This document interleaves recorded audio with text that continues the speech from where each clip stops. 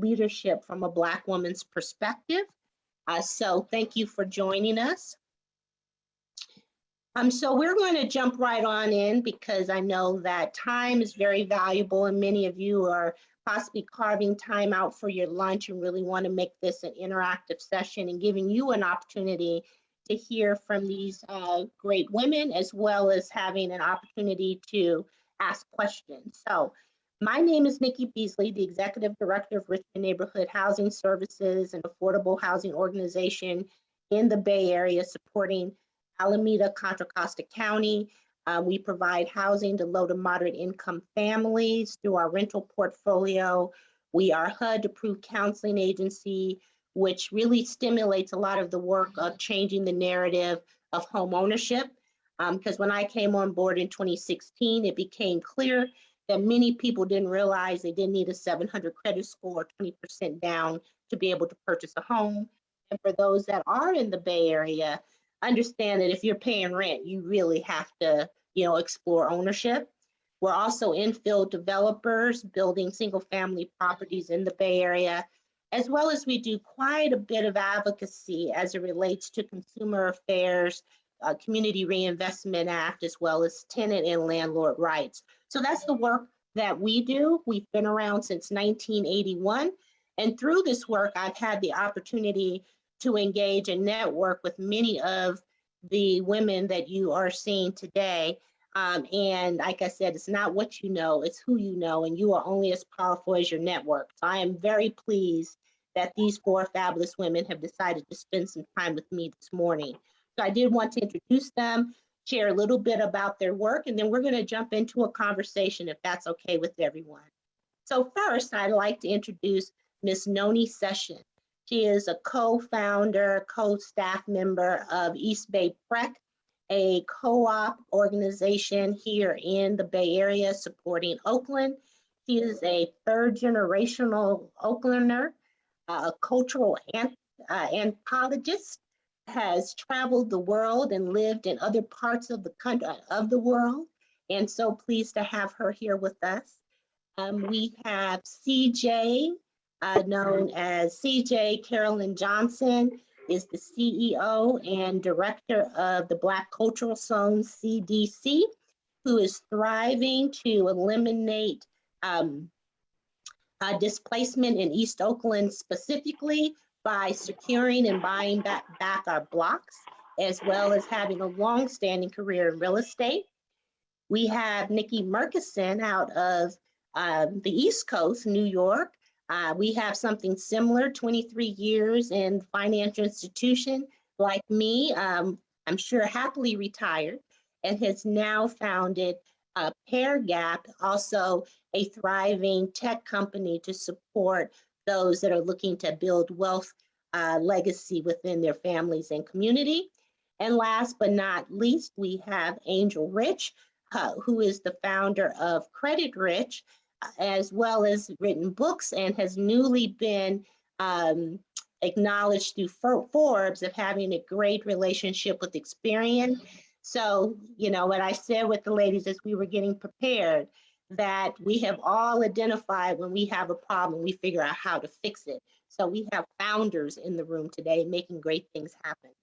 So part of this conversation was finding out the stories, because we all show up as well as Black women. We are resilient. We, put that smile on our face. We go out into the world. But I really wanted us to hear the backstory of how these women got to the place that they are today. And I know that the story matters. So Nikki, let me ask you, who is Nikki Murkison? What is your story, and how has your story gotten you to where you are today?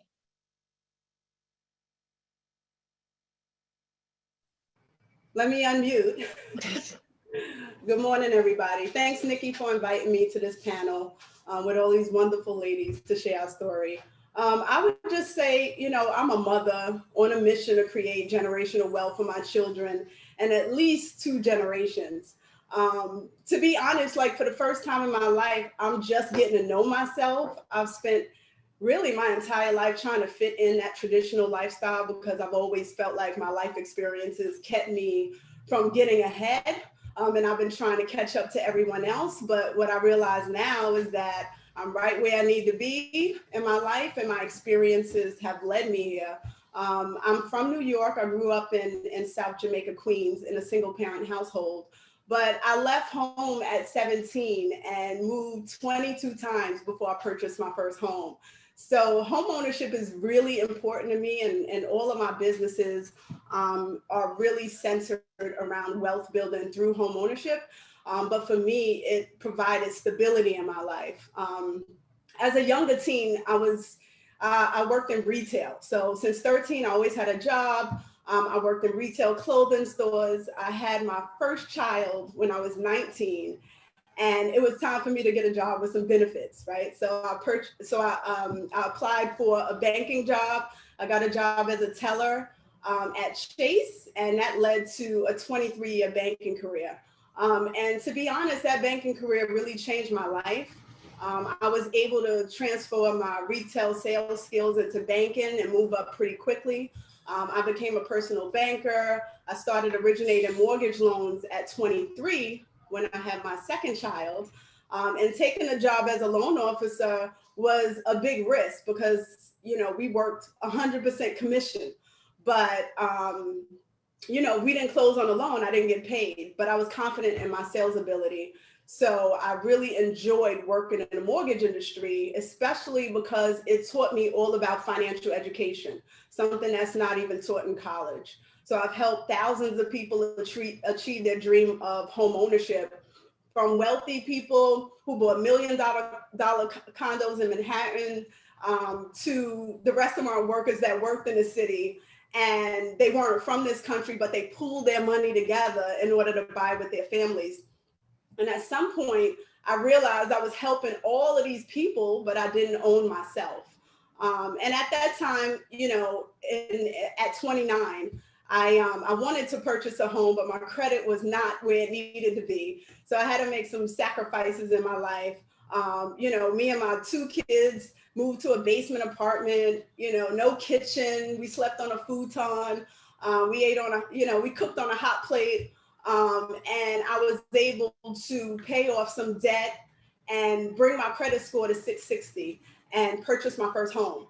And I purchased at 29, and I really wanted a brownstone. So I'm originally from Queens, but I was looking in Brooklyn because I had done some research and I saw that the city was doing a lot of revitalization projects in Brooklyn. And this was 6 years before, the Barclays Stadium was built.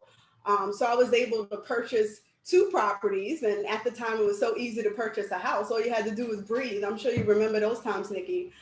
And so I purchased 2. And I couldn't afford to live in them. So I continued to rent. And plus the neighborhood wasn't there yet. I had 2 kids and I wanted to, at the time, it was called do or die Bed-Stuy when I purchased in Bed-Stuy.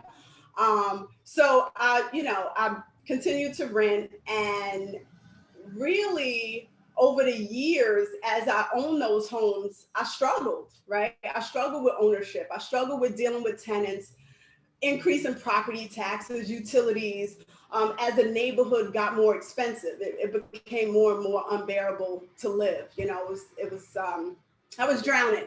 And then guess what? The market crashed, and it directly impacted the mortgage industry. So I had to figure out what to do. So I needed to increase my cash flow so that I can really afford to live there.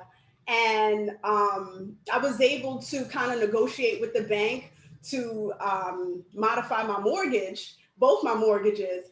And because Brooklyn's foreclosures were so backed up, it took me 6 years to modify. But during that time, I was still getting rental income. I didn't mention they were multifamily properties. And I was able to use all the rental income that I was receiving, and I saved it up to do some renovations. And then just really started playing with some housing models, shared housing models. I started with student housing and then went into co-living. And at the same time, I had to pivot my career from being a loan officer to going into community development. And then is where I realized that not only the neighborhood that I purchased in was changing, but a lot of neighborhoods across the Northeast, which was the area I was covering, were changing, and it was becoming more and more unaffordable for people to buy, especially middle class. And I fell into that middle class category, even though, now 15 years later, my properties had doubled and tripled because the neighborhood changed. I became a multimillionaire. I was making six figures, but I was still living paycheck to paycheck. So I really wanted to solve this problem where, in these neighborhoods, people would be able to afford. So I started my company Pair Gap, which is a real estate co-ownership platform that connects people to purchase property together based on compatibility. And I had already been in a shared housing space, so it just really made sense, and really creating a pathway for millennials, right? So if we don't create inroads for millennials to enter the housing market as homeowners, then their children won't have access to assets, thus increasing the wealth gap. So I really wanted to utilize this shared housing model as a way to create affordable housing and for more young people to own instead of renting. So I started Pair Gap, and it got to the point where I had to really believe in what I was doing. And so I retired from banking after 23 years to launch this technology platform.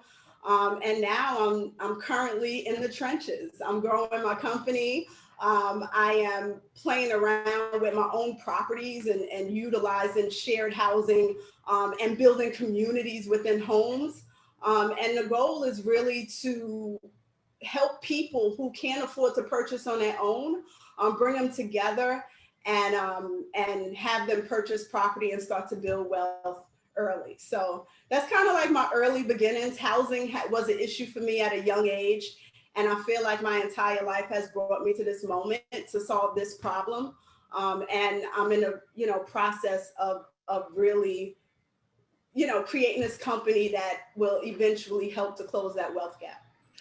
Thank you for that, Nikki. I think you demonstrate when you live the experience, you definitely can, figure out the solutions.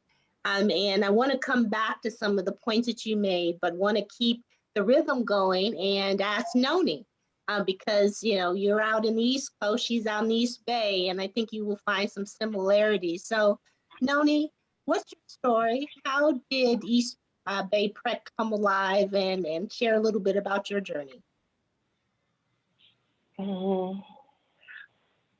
Thank you so much, Nikki Merkerson, for your story. That's pretty powerful and intense.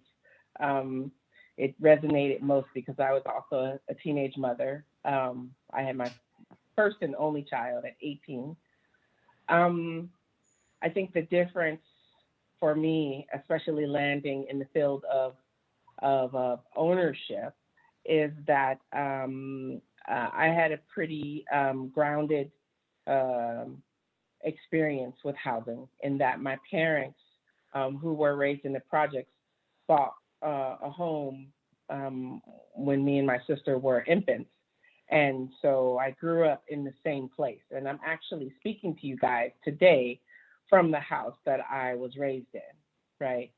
And so I think because my parents had a strong sense of ownership, both of the asset itself, but of your community, of your future, of your prospects, that despite experiencing a lot of the same kind of dynamics of poverty and racialized economic oppression, because I did grow up in West Oakland, a lot of my sort of personal and academic trajectory was fueled by a certainty that ownership was the gift itself, right? That I brought, that we could bring, that was really part of the hope for the future of my community. So I did grow up with parents as small business owners.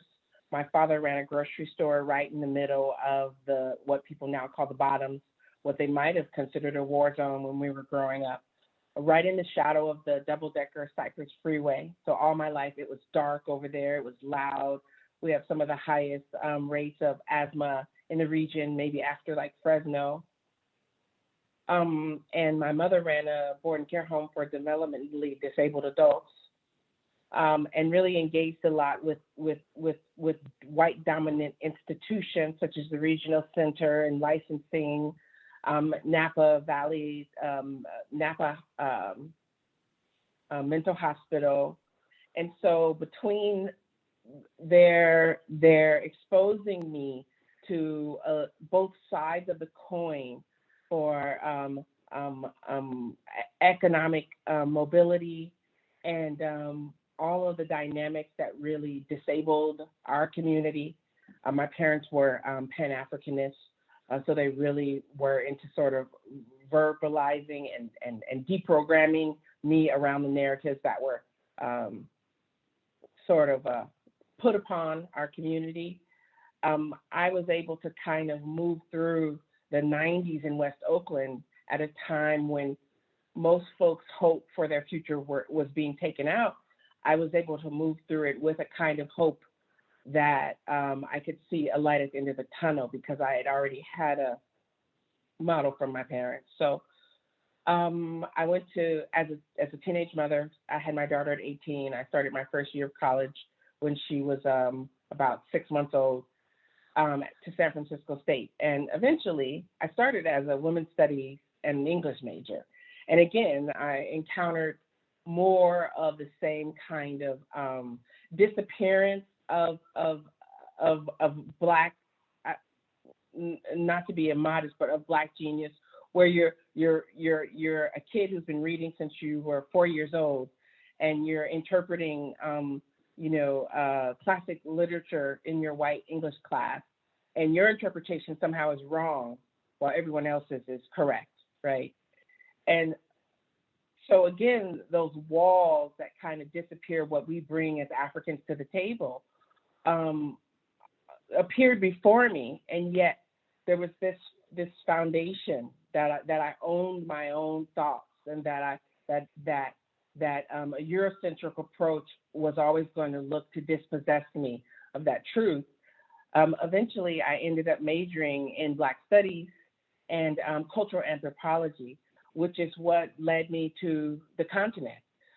So having my baby was a whole thing, but I didn't really want to leave her behind to confront the same things that I felt was my pathway to break down.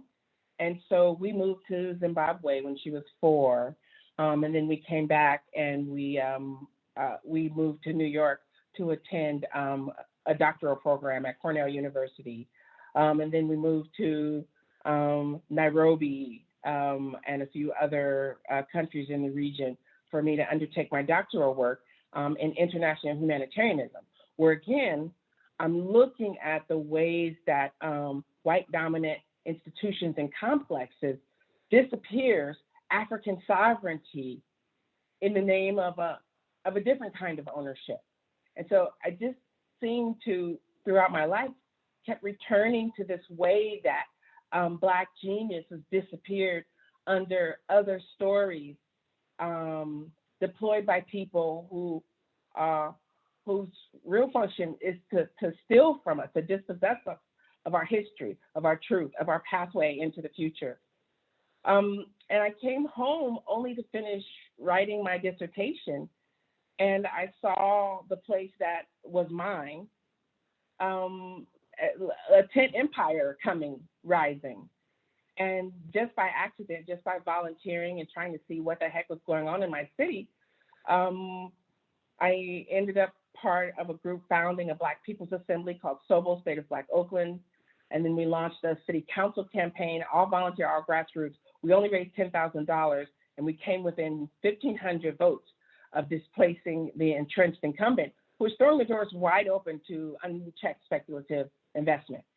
And because we ran on a cooperative platform, that is ownership of the self, ownership of your economic system, ownership of your means of production, it was clear to me that that was a referendum. And that's really what spiraled into founding the East Bay Permanent Real Estate Cooperative, because what was clear to me the day after the campaign was that collective economic power was our next step to renewing a Black vision, Black unity, and building wealth and actual infrastructure so that we could reproduce that outcome generationally. So I take it all back to my parents' vision as kids from the projects who knew that ownership of the self, of the mind, of the body, of the community was the answer. And I think I still stand by that today. Thank you for that, Noni. I'm just, as I'm hearing you and Nikki speak, I'm just, God, how blessed I am to be around you, incredible women. And we can be around each other all the time, but again, you keep talking and you learn bits and bits more about stories. And so I'm going to pass it over now to CJ, again, keeping in the path of conversation.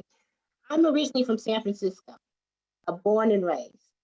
But there is a pride that Oakland folks have about being from the East and the West. So Noni has shared her experience from the West. And we're going to go over to CJ, who's also a longtime generational Oaklander from the East. So CJ, who's CJ? How did you get into this work leading the Black Cultural Zone? Yeah, thank you so much. And yes, I am from East Oakland, but my roots are West Oakland. My great-grandfather came to West Oakland, and I believe I still have the address. It's on 8th Street somewhere in West Oakland, to work as a porter and sort of fleeing the Jim Crow South. He had gotten the attention of the law, and it was time to leave. And so moved to West Oakland. And my mom, who was in Oklahoma, would come out to visit for the summer and longer and stay. And she met my father, whose mother had moved them from Shreveport, Louisiana, for the same reason. The police had taken an interest in my oldest uncle, and she had to leave. And so she came and actually rooted herself over in San Francisco. And eventually both of my mom's grandparents and my dad's mom, they were both redeveloped out of those areas. So Bayview Hunters Point went under a redevelopment, and then West Oakland.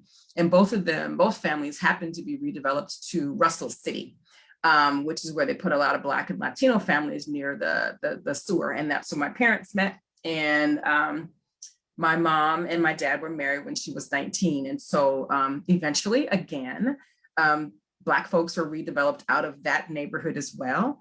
And then they moved to Brookfield Village. And I was born when they lived in Brookfield Village. So I am born and raised in East Oakland, but I definitely respect my roots from West Oakland and my folks, because that's where we first sort of landed when we were here. I'm a mom. I have an amazing, amazing daughter, and I have a network of godchildren and nieces and nephews who are beautiful and very important to me. As important as the other folks I grew up with in West Oakland and East Oakland. Black folks grew up knowing each other, looking out for each other, borrowing sugar and egg and flowers and everything else. And we see each other as extended family. And so my passion for East Oakland and broader neighborhoods like those that I grew up in, which were primarily Black neighborhoods. Every business was primarily Black. That's what I kind of knew. We grew up in a time when Black Panthers used to walk me across the street. I was that age, and they had a building right on a corner right between my house and Highland Elementary School. And my father, although he wasn't a Black Panther, he was a supporter of the Black Panther Party, went to the regular meetings, was a minister. So there was this sort of religious conflict between what the Black Panthers message was, but him knowing that things just weren't right. The things that we saw in East Oakland, as it relates to how the Panthers are treated, I'll never forget. I mean, I can describe to you things where my faith in the system is not necessarily faith, it's an understanding that I always say we're living in the last colony on this planet that has not sort of been overthrown, that we're living in a place where extraction and exploitation of Black people is the only way that this particular system works. And yet we still have to survive and thrive in the system and figure out how to create a new environment for us to be successful. It is brutal. The way I see East Oakland now, when I left East Oakland, people would never believe is there weren't fences around and security alarms, but as crack hit East Oakland, we began to see the change. I was horrified, and I still remain horrified that that's not who we are. And I know it was something that was done to us and something we have to do something about. I believe in really studying our people, our history, our movements, our actions, not just here, locally, but throughout the world, to understand how do we elevate ourselves in a way that we can not just survive, but thrive.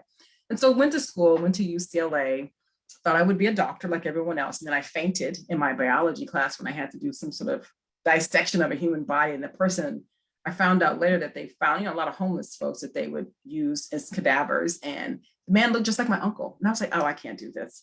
And I began to think about, how do Black people wind up in this place? So I wound up, getting a degree in psychology and business, because my family, I was blessed as well. My family, owned their home. My grandparents owned their home. My great grandparents owned their home.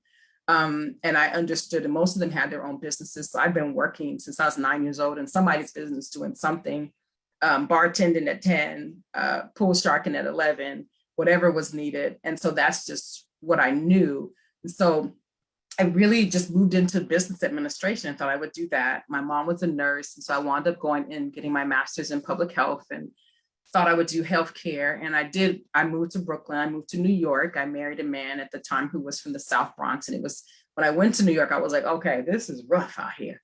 People in Oakland are always talking about they're in the ghetto. I was like, oh, wow. South Bronx was no joke. It was very interesting to be in New York City. I really loved the pace. It gave me a whole different exposure.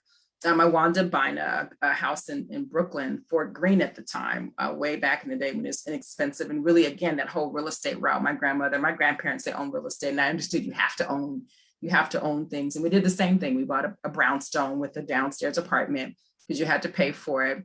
Wound up moving back to California because I just was not interested in living in the snow anymore, and just was ready to come back to California. But I left healthcare.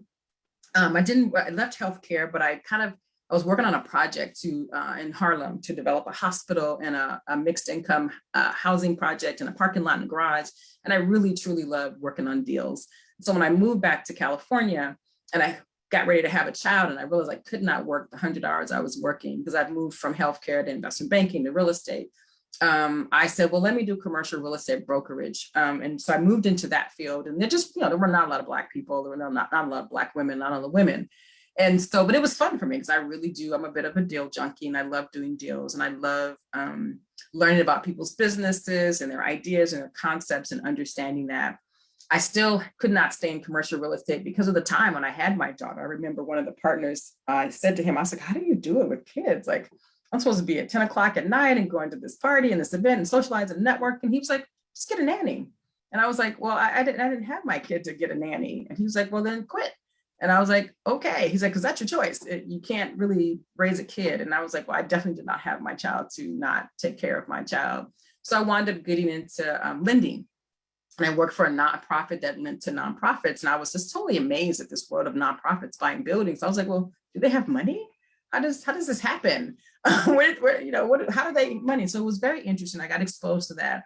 But I have gone back and forth from sort of the nonprofit lending world or commercial real estate world to just being a broker, because again, there's just this balance of me being a bit of a deal junkie and loving to that. But also you learn so much about so many different businesses, so many different models, so many interesting situations, lawsuits. You learn so much. And I moved into taking that knowledge and trying to share it with folks, especially Black folks who I would see come in and they want to get a loan for something or they want to do a deal. And I'm like, the grandma died and they just got this money. And I'm like, do you have a business plan?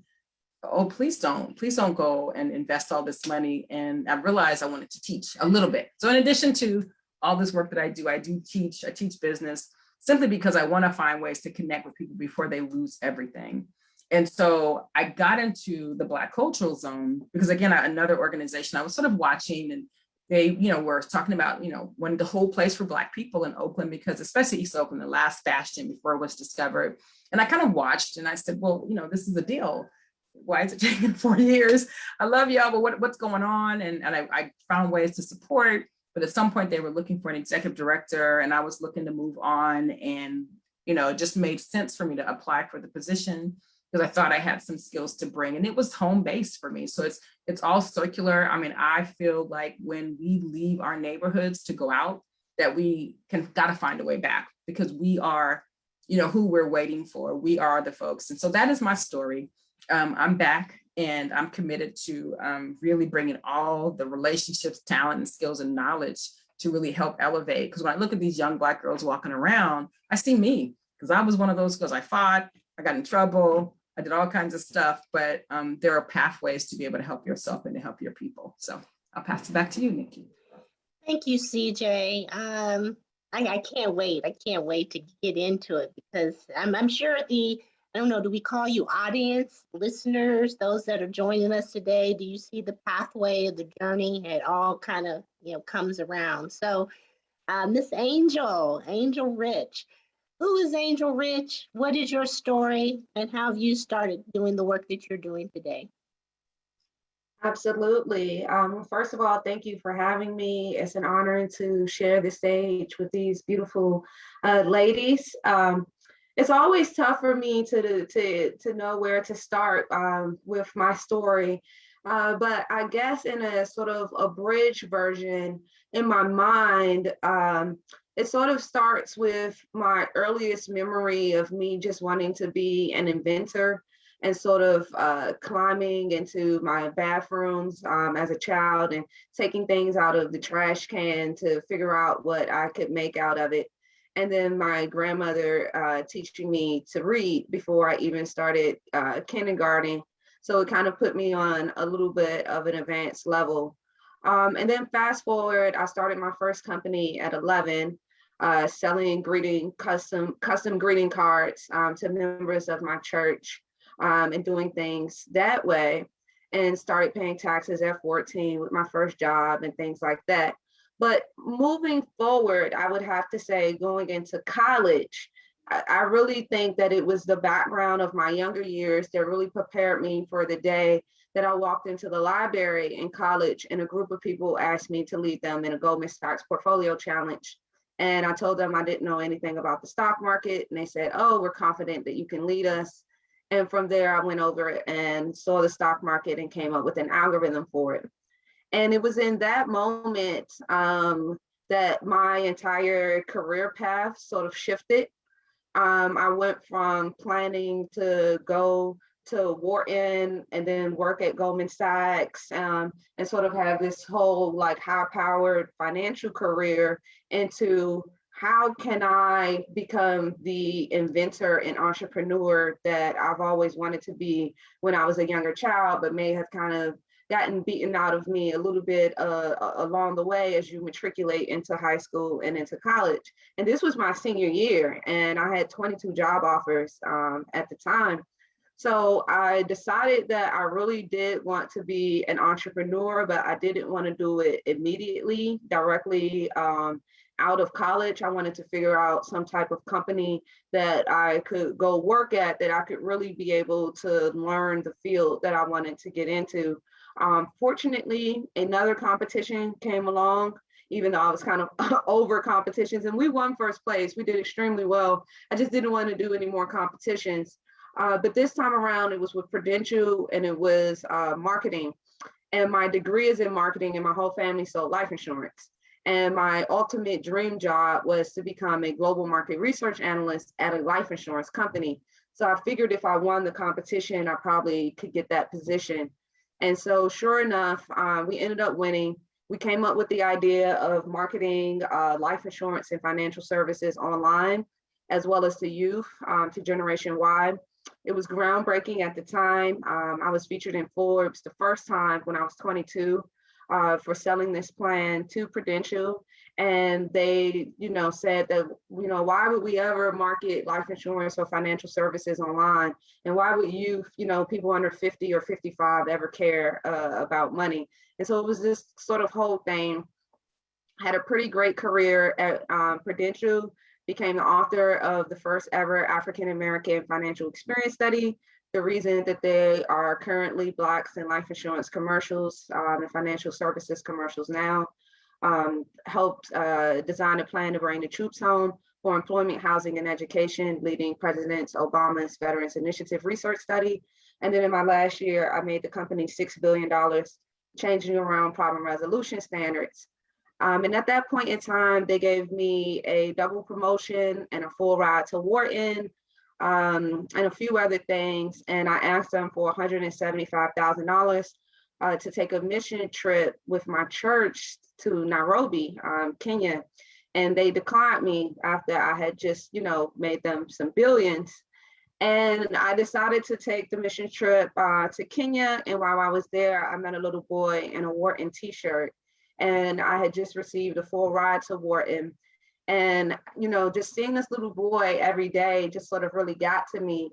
And I realized that no matter how smart he became, he probably would never have the opportunity to actually go to Wharton, let alone leave Kenya or Nairobi or Salawa, where he was at.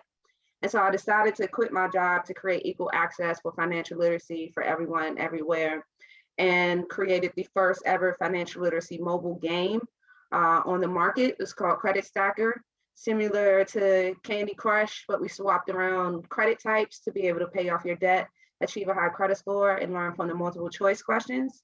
It grew to become the #1 education app in 14 countries, top 5 in 40 countries, and best financial literacy product in the country by the White House, Department of Education, and JP Morgan Chase. After that, the app did so well, and we ended up, in over 60 countries.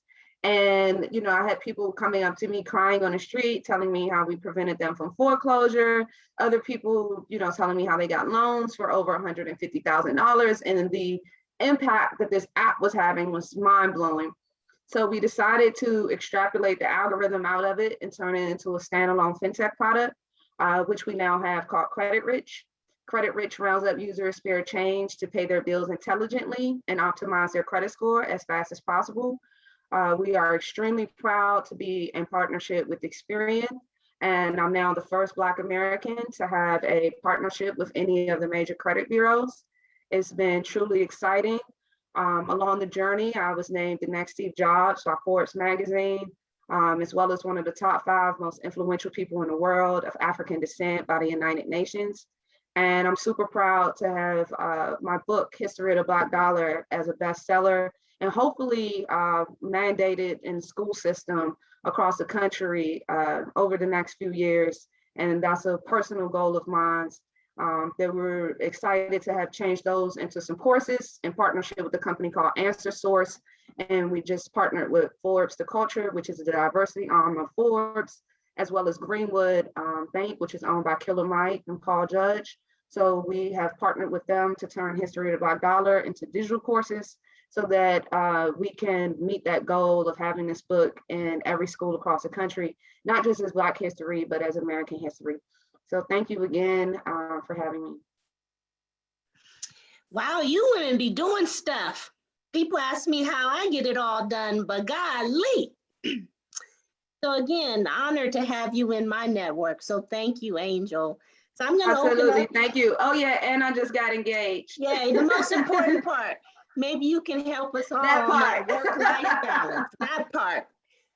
So thank you for that, Angel, and congratulations on all the well wishes that are coming your way. I'm going to open it up to the panelists, and any one of you can answer. It's a rhetorical question based on how you shared your story, but I do want to uplift it for those that are listening.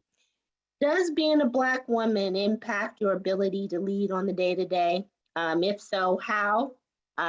So share with us, what is it being a Black woman doing the work that you do?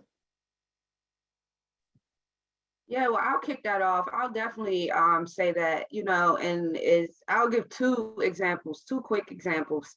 One, my first discovery of it. I was doing a panel at the White House, and on the panel with me was this Asian guy, and I really wish I could remember this guy's name. But I was on it with this Asian guy, and I was probably maybe a year into starting my company, maybe a year and a half. But I started off kind of like with accolades. And so he says to me, he says, Angel, I can't imagine what it's like being you having a company and starting a company. I would never start a company as a Black woman. And I was like, what are you talking about, Willis? I'm like, what is happening? What? And so And he was like, yeah, as an Asian man, when I had decided to start my company, people just immediately started writing me checks because they assumed that I would be successful. But here you are, one of the most intelligent women that I've ever met. And every room you walk in, there's a hand in your face telling you, stop, go the other way. And then once you get through that door, there's a whole nother door that you have to go through telling you to do this all over again. And he was like, I can't sleep at night because I don't even know what I'm doing. And I'm scared that I'm going to waste these people's money and they've given me all these checks and you can't even raise money. And he was like, so I just don't, he was like, it's hard enough being an entrepreneur. I can't imagine doing it as a Black woman. And I was like, and it like, my head exploded. And I'm from DC, AKA Chocolate City. I went to Hampton University, which is an HBCU. I really wasn't around other races until I was 22 years old when I started working at Prudential. So experiencing discrimination was not something that I was necessarily used to, or I guess even able to properly identify. I thought that the struggles that I was having was just simply a result of entrepreneurship and that we were all eating oodles and noodles. But apparently not. And apparently, I was a genius and I had a genius product and I shouldn't have been struggling at all. And so it's quite interesting when you see a counterpart that, just came up with like, how to put a lid on a glass of water, and they were able to raise $2 million from it. And then another example I'll give, my second point, is once I kind of went through that whole journey, I guess fast forward probably maybe 2 to 3 years later, I was doing an interview with Now This. And this was after I had been named the next Steve Jobs, after, all of the accolades of best product and all of this stuff. And Now This asked me, if you weren't a Black woman, do you feel as though you would be a billionaire by now? And I was like, yes, 100%. And, that video went viral. It did like over 1 million views in like 2 weeks. So I think that I could go on, but 100% in every aspect of business, I think that it is different being a Black woman. Thank you for that. The other ladies, what's your experience? Does being a Black woman matter in leading, and how do you address it? I think it does. And I think I'm also, it does. So I find it most obvious when I used to be a teacher, a professor that would go into the classroom and everyone would be waiting for the professor to come in, right? And it's like, I'm here, I'm actually here. And I think it just cemented the fact that, obviously we look different, we are different. And with that comes a lot of assumptions. And that can be used to your advantage. And I think that's just the reality, that people will definitely underestimate and they will definitely have their assumptions, and you should just be aware of them. I don't spend a lot of time trying to fight them because I don't have time to do that. But I think the other piece is that there are some positives to that as well. I know that sometimes being a Black woman in this society, we will probably have more opportunities than if we were a Black man. And again, we have to understand that. And in some cases, just because they're a man, they'll have more advantages. So I think, we deal with our Africanness, our Blackness, as well as being women. And the combination of the two has its pluses and its minuses. And I think that one of the things I love about Black women is that we're just going to get it done. And we'll figure out what we need to do to navigate. And I think sometimes that we underestimate, and what Angela's saying, how much we have missed out on because we are. So even though we go really hard and we do well for ourselves, Angel's right. She'd be the head of something major right now if she were a white man. But again, I don't think we have to spend a lot of time in bitterness, but it is what it is. And I think it's our obligation to reveal to the world. I was watching something last night, I forget the name of the actress, and she said, what's the difference in a Black actress and a white actress and winning a Golden Globes? It's opportunity. And so we will just have to create our own opportunity. So that, I think, is the difference. Thank you for that, CJ. Nikki, Noni, what are your thoughts? I would say that, being a Black woman in corporate America for 23 years, I've always, and just let me say, most of my career was spent in sales. So in sales, there's no color, right? The only color is green.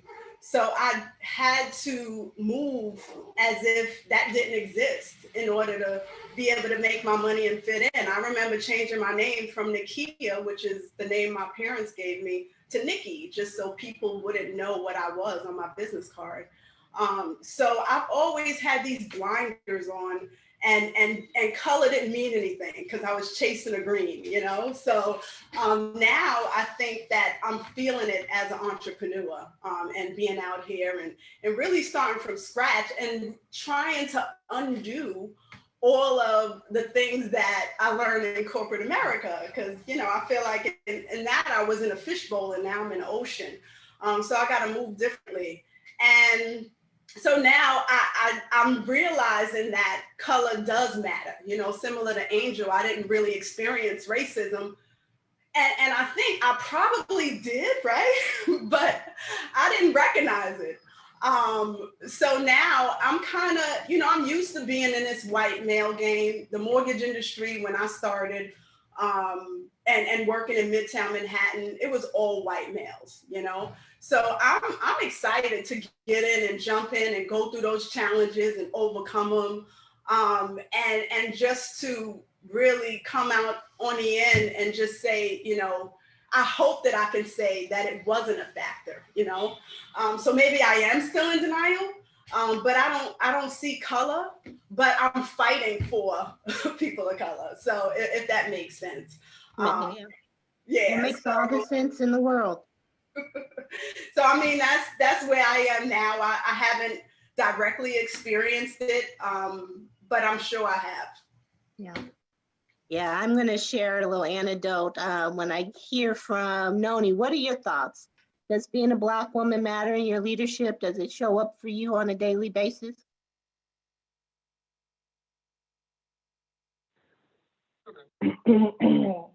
Yeah, I feel like I've had an interesting experience with, particularly in leadership, especially founding an organization that is explicitly trying to build into its processes kind of a different pace, for a different pace for bureaucratic organization, right? A more sort of care-focused pace, and kind of on a constant sort of arc of transformation, so as not to reproduce these Western dominant hierarchical power practices.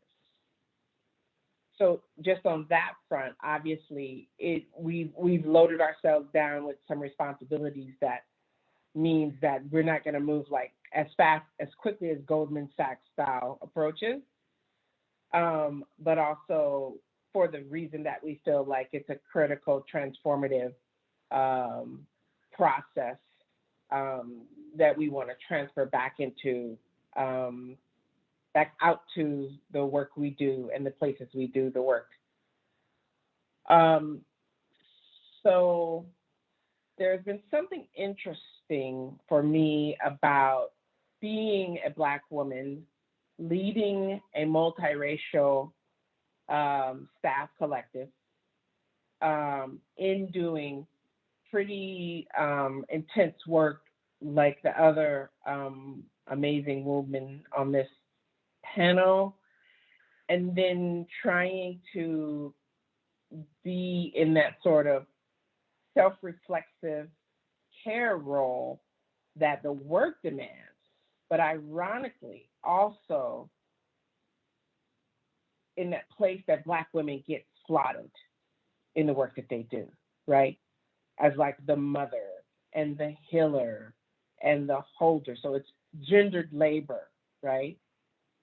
And so because we live in a moment that sort of diminishes and criminalizes femininity and motherness, wombness, despite the fact that it's the greatest gift that we bring to the world, it also becomes the thing that over the last 4 years has kind of chained me to unintentionally doing other people's emotional labor, and has taken some energy and power from me that I've had to consciously, sort of structurally make space to reclaim, to reject in some way, and to rebuild, really, as I learned how not to function in these kind of rote and knee-jerk postures toward people who on the surface want something from me, but really under the surface are demanding something from me, are experiencing an entitlement to that kind of gendered emotional labor that transformative work demands, but demands less so from other figures that would be in this role. A man, a white man, a non-Black man, so on and so forth through your hierarchies. So this is incredible. And a couple of things that have come up for me, and I'll just share a little bit about my backstory. So, grew up in corporate America, out of high school, had a career fair, thought I was going to get into fashion. So went to the Fashion Institute of Design and Merchandising. Thought I was, going to be in retail management. A Black woman happened to come into the store I was, working at and said, "I like the way you sell. Would you like a part-time job?" I said, "Sure." Became a teller. They quickly got me off the teller line because I was messing up. "Why don't you stand by the safe deposit box?" But I saw this Black woman. I was like, "Oh, I want to do that." And she was a branch manager. Moved on to another institution. Citibank became my home for over 20 some odd years. And I think for Nikki and Angel's experience, I'm sure there was racism. I was just happy to be in the space, and I just was in awe of the way in which I was able to navigate. But I'm sure I didn't make as much money, didn't get the same opportunities as others, but that wasn't how I was approached with it. And my backdrop as far as story, I'm just now in my mid-50s learning the migration of my grandparents, because they came from Louisiana and Texas. But it wasn't really until I got into this work and understanding what all that meant. Nor did I understand in, '09, when my grandmother left me her house, what that meant. I started to remember the stories, how my grandfather said he couldn't buy the house. He had to have his white friend buy the house in Daly City for about $14,000. And if I had known, I would have done a lot differently with that property.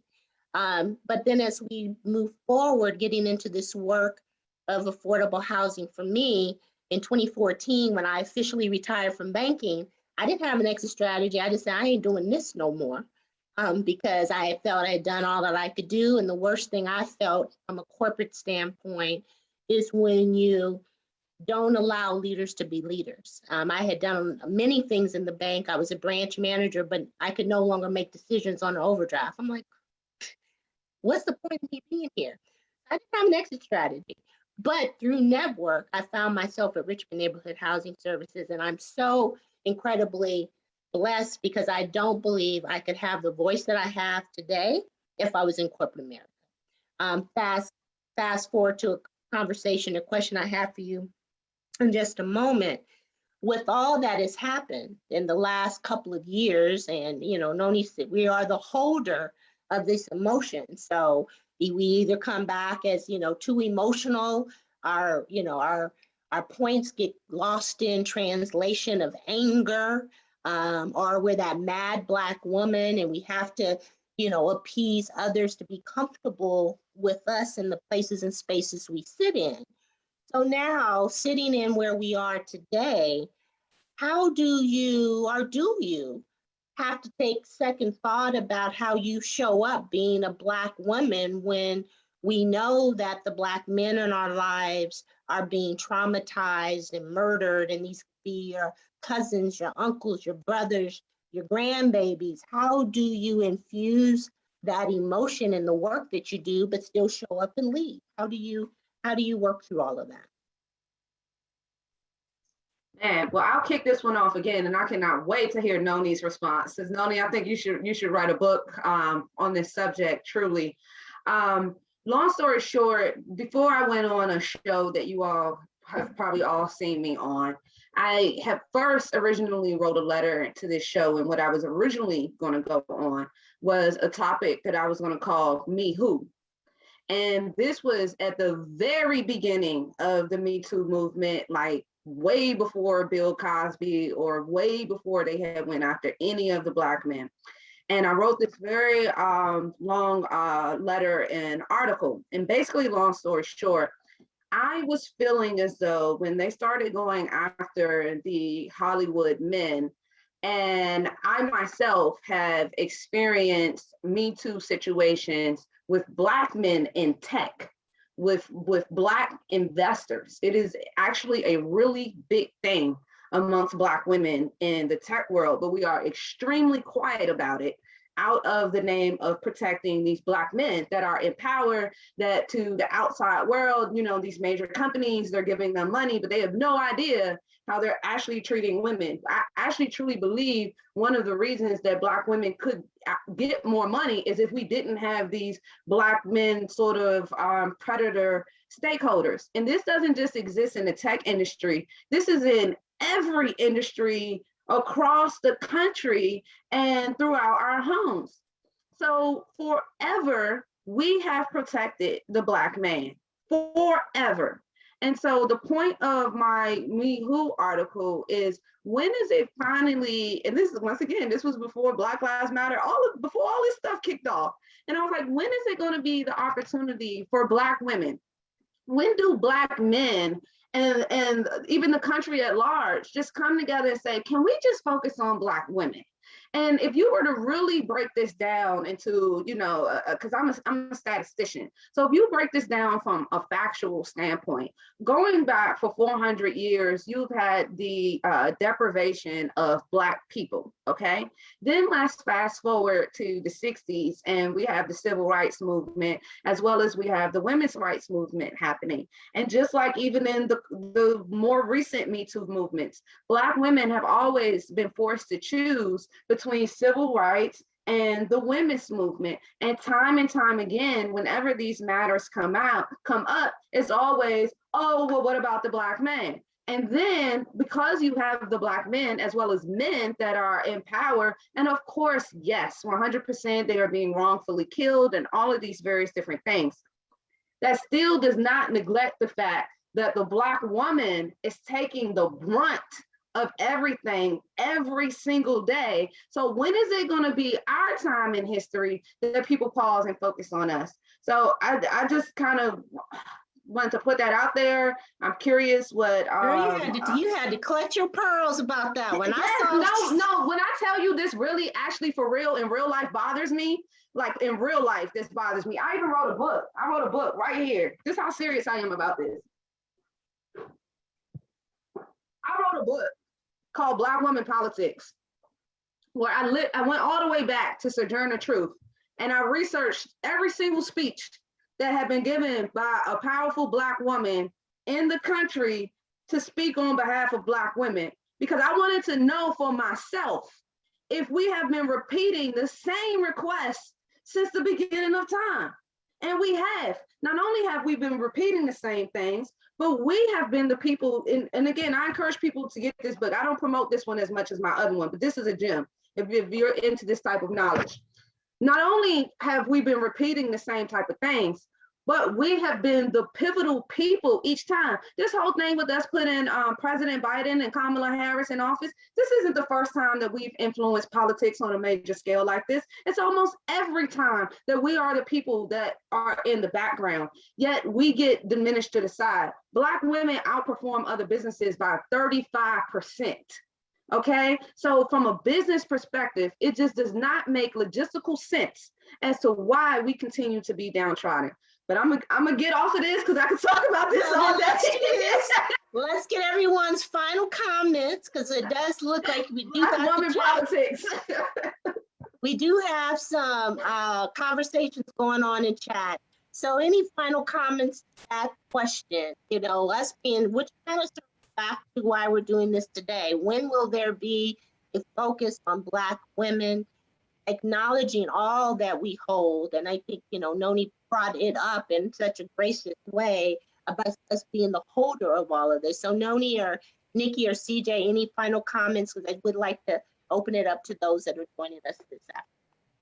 I'd like to first thank Noni and Angel for bringing up the history, because as I said, I've ignored it for so long, but I can't anymore because I have a daughter, right? And I intentionally sent her to a HBCU because I'm ignorant around, the history. So I want to make sure that she gets all of that history. She can see Black women in successful growth. I just love HBCUs. So she teaches me a lot. But I also have a Black son, and I also have to set an example for him as a woman, and them watching me, leave my career and supporting me through this. And now my son actually works for me. So I just transferred my wealth, my company to him so that I can do it while I'm still alive. So I think that now more than ever, this is why I want to thank you ladies, because sometimes I feel guilty about, just moving in the moment and just trying to get ahead. And I'm sorry about that. Just trying to get ahead and not really looking back at the history. So, I intend to be more present. So, yeah, that's what I have to say about that. And I'll be quick. I have mixed feelings around that. I, have lots of, I get everything that everyone is saying, and I have mixed emotions around it. I definitely think that we should figure out how we can support each other, have private conversations with our Black men, our brothers, our nephews, our cousins around our situation, and make specific and clear asks about what we need. Understanding that we are viewed differently in this country, for better, for worse, but this is endemic around the world. I was just listening to some things happening in Afghanistan to women there. So there's a female-led conversation, and I think if we're looking for acknowledgement, if we're looking for support, if we're looking for credit, if we're looking for whatever we're looking for, we can demand it and we can ask for it and give them an opportunity to respond. And to, there's a range, like a range of Black women, there's a range of Black men. And, I haven't come across, what Angel has experienced from Black men at all, but doesn't mean it doesn't happen. And I think that it depends on proximity to power and how you get folks who've been deprived of power to decide who they're going to model themselves after, an exploitive, extractive white male force, or that maybe that's how they roll, or are you going to be something different? And that comes down to some ego stuff and hormone stuff and testosterone stuff that I can't relate to. But I think that we need to be very clear about what we insist on and make that a consistent statement around all Black women as to what we're going to take, what we're going to do, what we're going to have, who we're going to be, and what we expect from our partners in life. Yeah. And I think it's real too from the history. This goes way, way back. It's in our DNA, how and why we show up the way that we do.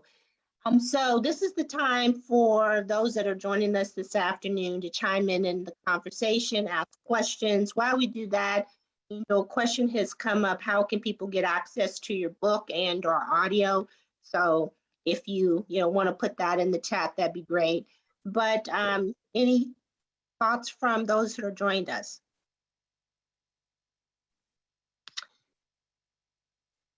Okay, did we just drop the mic? Everybody just taking it all in. Aaron. Hi, good afternoon. Hi, Aaron. Hi, how are you? Good. So I apologize for joining late, but I just joined maybe 10 minutes ago. So one of the reasons why I wanted to join this conference call was because of the fact that I work for the Auto Club of Southern California, and we are pretty much expansive throughout the entire US and 21 different states that we do business in. And we just started a BRG program for a variety of different groups. We have one for women, we have one for Latinx, we have one for LGBTQ+, and we have one for our African American employees. And one of the key things that our groups meet on is, development, bringing your true authentic self to work. But we're trying to expand that now into the networking importance. And I think it was Angel that was specifying. I think you brought it up also, Nikki, about empowering our Black women that work here to take more of a stance and take more ownership and take more of a leadership role within their business. So we're trying to expand on mentorship programs, but how do we as an organization or any organization focus on these mentorship programs that are highlighting Black women specifically into these programs? I mean, one of the things we're looking at is filtering the groups out into pretty much open to whoever wants to be a mentor. But I think there's a different way of focusing on the Black women to make sure that they have a voice that stands out and that they can show what their talent is within the company. Well, thank you for that, Aaron. And you mentioned, was it BR? What was the acronym you used? I'm sorry, it's called a BRG, which is also known as a business resource group, but they're also known as ERGs, like employee resource groups. Got it. Yeah. Yeah. Well, I'll kick it off. I think one of my greatest skills in my career has always been about networking. I always wanted to be a value add to any conversations. If you needed something, I would have 3 or 4 resources. But for this conversation, I think it is a willingness on both the mentor and the mentee to participate in the conversation, but also provide a safe space. Meaning that if an employee really were to be real transparent, that there would not be any backlash, especially if, comments, concerns were uncomfortable to others. So I think versus companies really providing a safe place, not just in words, but truly making people feel comfortable of having real conversations. And then also what I have seen that could be a value add is it not being, we're coming here to rescue you, we can solve all your problems, because we know what the issues are. We have some real insight on what the solutions are, so providing a space. But does anyone else from the panel want to share? I'm sure. I've actually done this work a lot. A lot. So first, Aaron, and you could be honest or you don't even have to answer me. but the questions that I would first kind of think about is, number one, what is it that you are looking to change? Number one. Mm-hmm. Number two, how serious are you about actually implementing that change? Is this a check the box thing? Do you want to maybe change one thing a year, 3 things a year?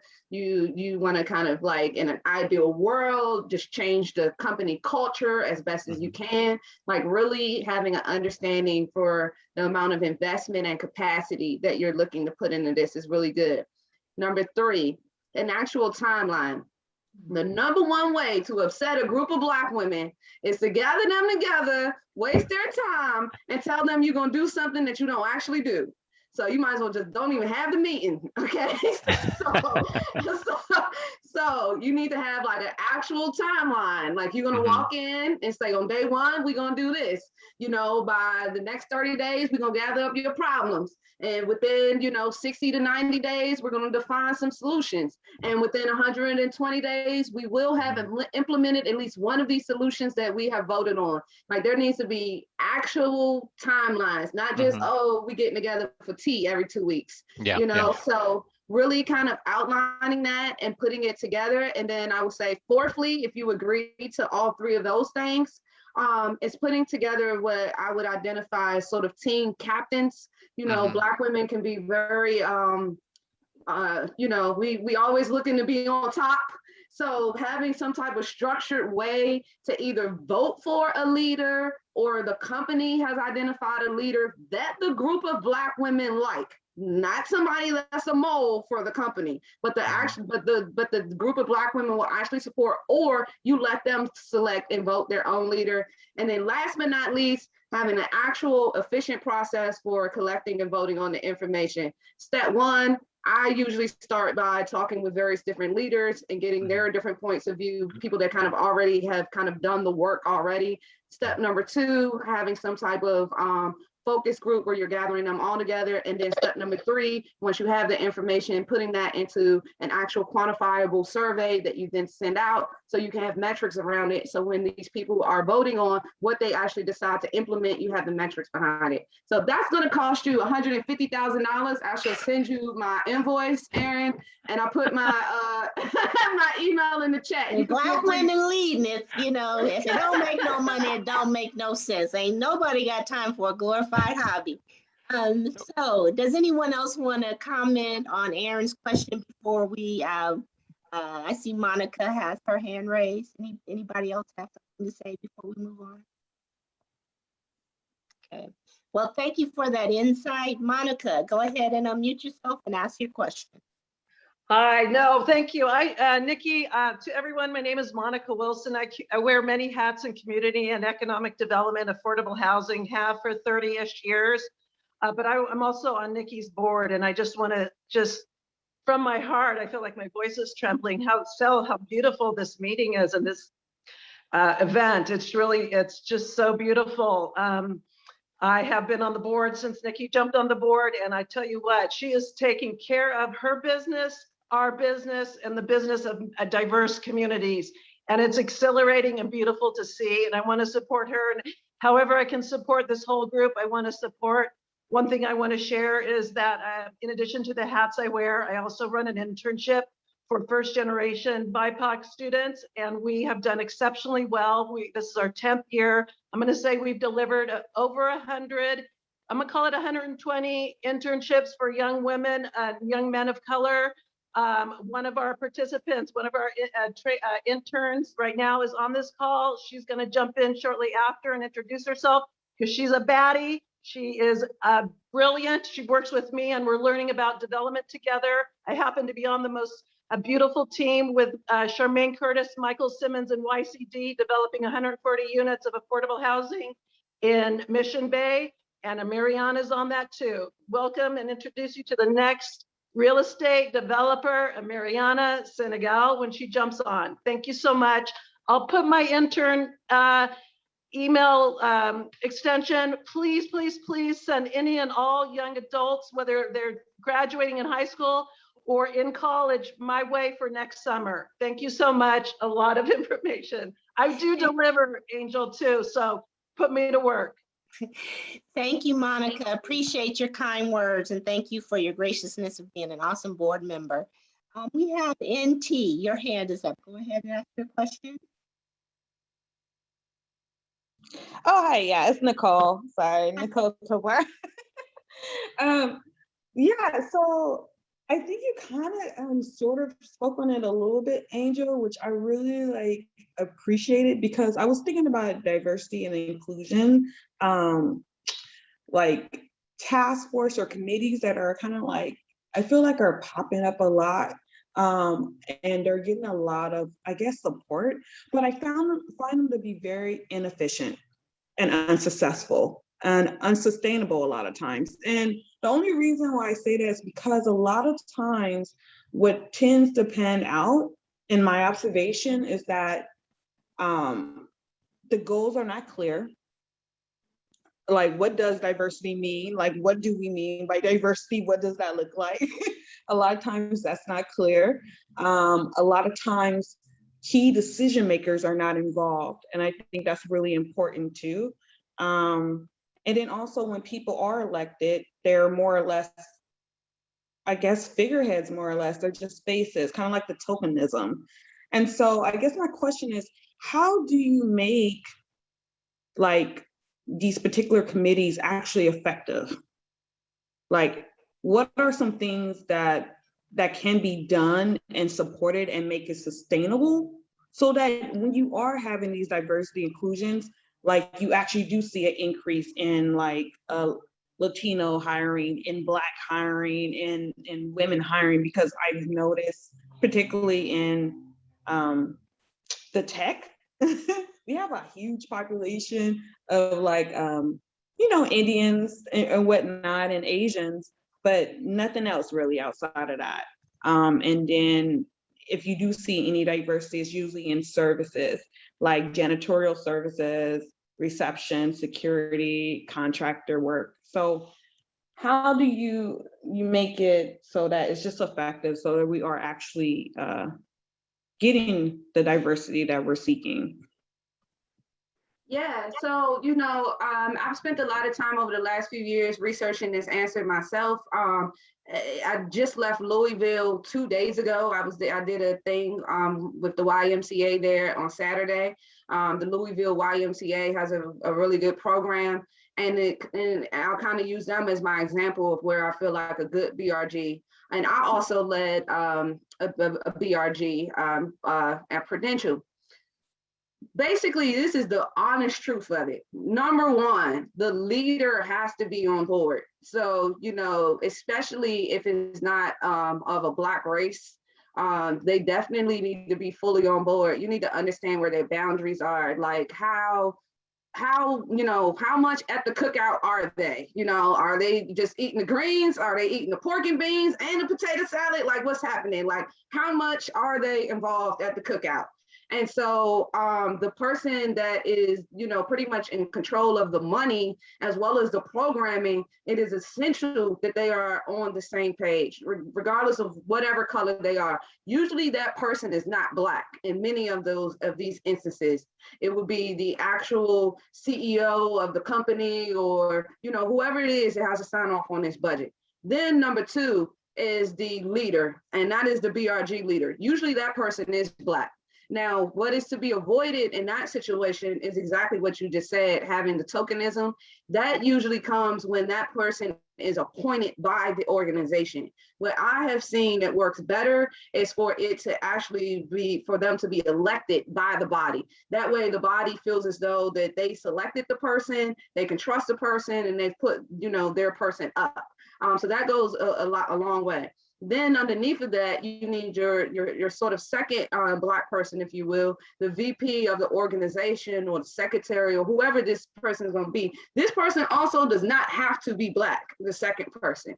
This second person definitely could be of another race as well, but they have to be definitely fully on board with the cause. You know, they outside, you know, with the picket fence, like they are doing everything. My second person actually is Caucasian, but please believe she goes harder than me. So your second person has to like control the logistics. You know, they're making sure that everything is running. They have the timelines. When you ask them for something, they're on it. And then last but not least, you have to have a budget.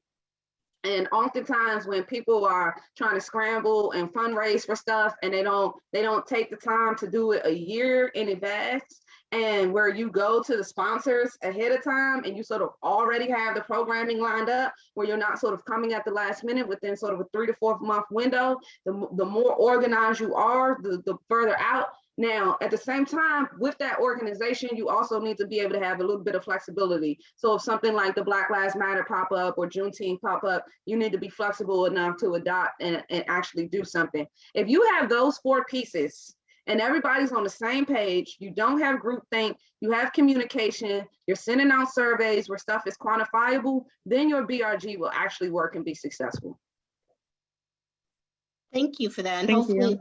Nicole, it sounds like you've gotten some healthy tips on how to hopefully move the work that you're trying to lead forward. So we are about 15 minutes before closing. So I would like to bring it back to the panel. And again, if you have questions, please raise your hands. We'll be sure to get to them. But for the panel, after what you've heard today, I'm going to ask you for this last question. Do you bring your flowers to your table often enough? Number one, do you actually sit back and think like, yeah, I did that? And how do you feel when you do? And then the second part of that, as I mentioned before, that little girl, what is she saying about you today? Is she surprised? Or it's like, yeah, I've been knowing that was going to happen. So I'm going to hand it off to Nikki. Those 2 questions. Do you give yourself flowers enough? If so, how do you feel about it when you do? And what is little, and share with me your given name, Nikki? Nakia. Nakia. Nakia, share with us what little Nakia is saying about you today. Yeah, sure. I do not give myself enough flowers. I'm learning how to do it. I'm always, I feel like I'm still in a struggle. I've always lived my life like I'm drowning and trying to tread water. So I don't even know how to get out of that, right? I'm constantly in that. So I don't have time to kind of give myself flowers. But I am learning that is healthy and I need to do it. And if little Nakia was to see me now, she would be very proud that I not only am trying to solve, I not only solve my own problem, but now I'm trying to solve a housing issue for Black people, right? So I think that at the time I didn't know I was doing it, but now, I'm kind of getting in my groove, and I think that my younger self would be very proud. Thank you for that, Nikita. Noni, do you give yourself flowers enough? How do you feel about it when you do? And what would little Noni say about you today? I think I give myself flowers in my dreams because I dream a lot about the great things that are happening now and in the future. My little Noni, actually, I'm pretty happy to say, really likes me. She always thought that we should be doing things particularly grounded in being good to one another. So she's super proud that I get to kind of yell that from the rooftops. With my little, I don't know, gold star on my chest or something. Go ahead, no, finish your thought. Oh yeah, I think I'm finished. Okay, I just love that smile. CJ, do you give yourself your flowers enough? And if you do, how do you feel about it when you do? And what would little CJ or Carolyn say about you? I think that I do give myself flowers. I definitely try to take care of myself. I definitely get my breaks. I definitely take my vacations. I definitely know who I am and what I'm doing. And so, yeah, I think I don't demand flowers from other people enough, but I definitely give myself the flowers. And little CJ, or if you knew me from East Oakland, KK, which is a whole nother story, would definitely say it's about time. I don't know what you were doing running around investment banking and all this other stuff you were doing, but you were meant to do this work. And so thank you for finally getting back to what you promised yourself decades ago. So yeah. Thank you for that. Miss Angel, do you give yourself flowers? If so, how do you feel about it? And what would little Angel say about you today? Wow. Well, no, I don't really give myself as many flowers as I should. I'm learning to do that more. I did the NASDAQ Accelerator last year, and they literally made me go through like this 6-month therapy CEO thing. And it was all about like celebration and, honoring yourself and giving yourself flowers. So I've come light years over the past year, I believe. And then my fiance, he buys me flowers every single Friday. So it kind of allows me to take a moment and kind of appreciate that. And then for the second part, I tussle with this question a lot myself, because little Angel was just as tough as present day Angel. And if not, maybe even tougher. I used to read 22 books a week and I made straight A's in school. So this has actually been a little bit less strong personality. And young Angel didn't play any games. So we didn't have time for nonsense. So I think that young Angel would be proud and would be like, why aren't you the richest person in the world yet? Like, what's taking so long? But at the same time, just like how I feel about myself now, I have a very humble perspective, like, wow, that's dope. I can't believe, we got a partnership with Experian. Like, that's bananas. And then the other part is me like, watch out, world, we about to set it on fire. So I think young Angel would have the same perspective. She'd be like, wow, that's cool. You've been all those places, you got named this. But at the same time, she'd be like, what's up, chick? Why don't you have 10 companies by now? Well, let me say, there is this old adage of you are the sum of the 5 you hang with. Well, there's 4 of you ladies today. So if I can, take any of the energy that you've shared with us today, I too, will be smiling ear to ear. I want to say thank you. This was just an idea, thought. Thank you for saying yes. I have heard that, people want more of this. So who knows? Maybe this will be a staple within the work that we do, because I think we have to take care of self, and sometimes just being encouraged by others that look like us, talk like us, can give us that added motivation. I see that, is it Mariana? I see your hand is up. Hi, my name is Mariana. I would personally like to thank all 4 of you women, including Nikki, for just being here and being present and giving, feedback on business and things of that sort. And me personally, since I am currently 18 and trying to pursue real estate development while also doing business, I find this Zoom meeting very fascinating and something also somewhat encouraging. Like as what Nikki Merkson said, I feel that we share similar things in life.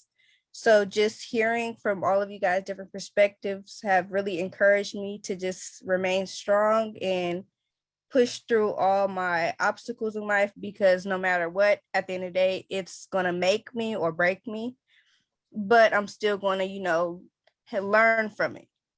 So I feel like that's something just very important, to just learn in life and let things be how they are. But at the end of the day, you still remain who you are, remain humble, and remain solid.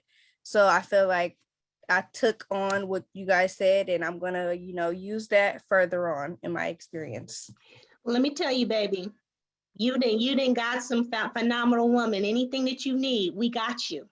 That is the beauty of these opportunities. When you speak up, you receive your gift. So anything that you need, and this is why I do what I do, is for you guys.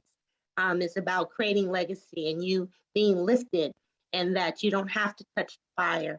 We can tell you it's hot and help you quickly move and navigate. So use us, leverage us. We are here for you. Thank you for spending time with us today, because this is really, and I'm going to speak on behalf of our panel, this is why we do it, because each one of these fabulous women said it's about legacy. Because, I'm going to tell you quite honestly, we getting older. The energy level is not as high. Maybe, Angel may be a little different, but we need some It's just not as high as it used to be.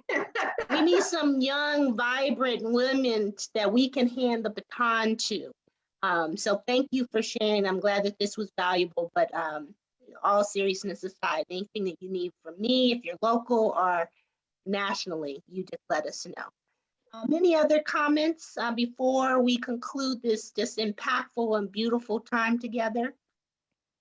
I definitely want to end by just saying, this pandemic was unfortunate in so many different ways, but it's been a blessing in other ways. And I think that people should take advantage of what's going on now. There are a lot of traditional systems that are changing and traditional norms that are changing, and everybody has the power to create something now that may become the norm going forward.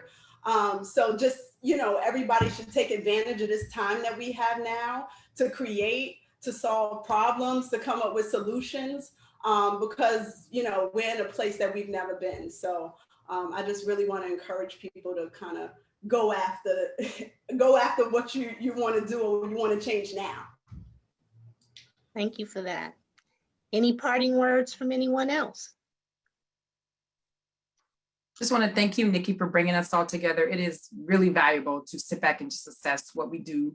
And there's so many more Black women out there doing the same thing. So I do hope it's a regular and that we can highlight more Black women. Well, I think I'm on to something, so thank you.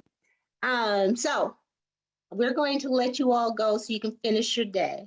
I thank you so much. I'm jumping from joy that you decided to spend some time with me. Anyone that joined, if you want to get connected to any of these fabulous women, I'm not going to manage the calendar, but I'm sure if you wanted to get connected with them, they are here for you. So thank you all. Join us tomorrow. We're going to be having a conversation in the evening, talking about different paths of ownership, talking about co-ops, as well as land trusts, and Noni will be joining us tomorrow evening. So stay tuned throughout the week. And for those that are still on the line, if you participate, I want to say we said 3. If you participate in 3 or more of these events, you can qualify to win up to $1,000 for paying people's credit so that the credit is no longer a barrier to get you where you need to be.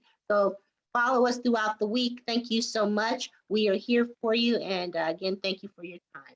Enjoy your day. Bye. Bye.